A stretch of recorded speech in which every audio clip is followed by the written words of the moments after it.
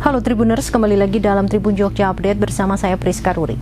Crazy Rich asal kota Makassar, Sulawesi Selatan bernama Gonzalo Al-Ghazali menjadi korban penipuan hingga mengalami kerugian senilai 4,9 miliar rupiah.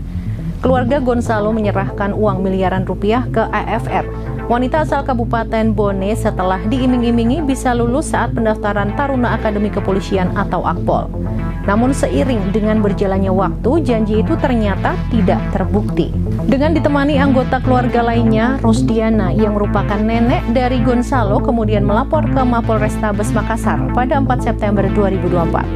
Shirley, kerabat korban, mengatakan kasus penipuan tersebut berawal pada 31 Juli 2024 ketika tersangka menawarkan diri untuk mengurus Gonzalo hingga dinyatakan lulus dalam pendidikan Taruna Akpol. Awalnya tersangka meminta uang sebesar 1 miliar rupiah.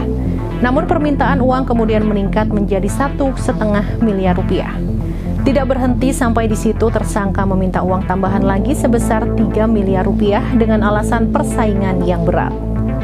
Untuk meyakinkan korbannya, tersangka memperlihatkan aset berupa rumah dan mobilnya agar terlihat sebagai orang yang berada.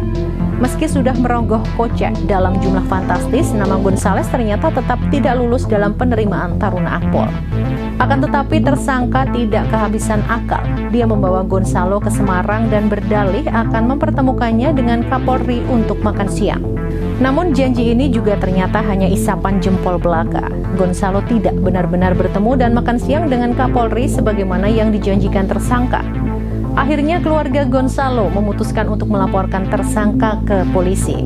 Keluarga korban mengungkap bahwa mereka menderita kerugian mencapai 4,9 miliar rupiah termasuk 3 emas batangan dan kalung emas.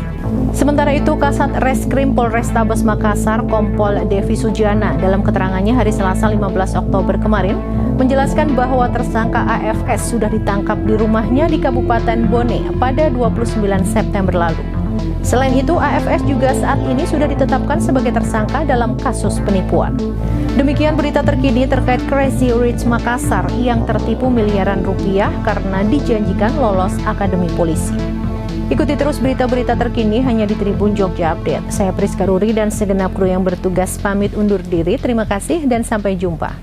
Download Tribun X sekarang, menghadirkan lokal menjadi Indonesia.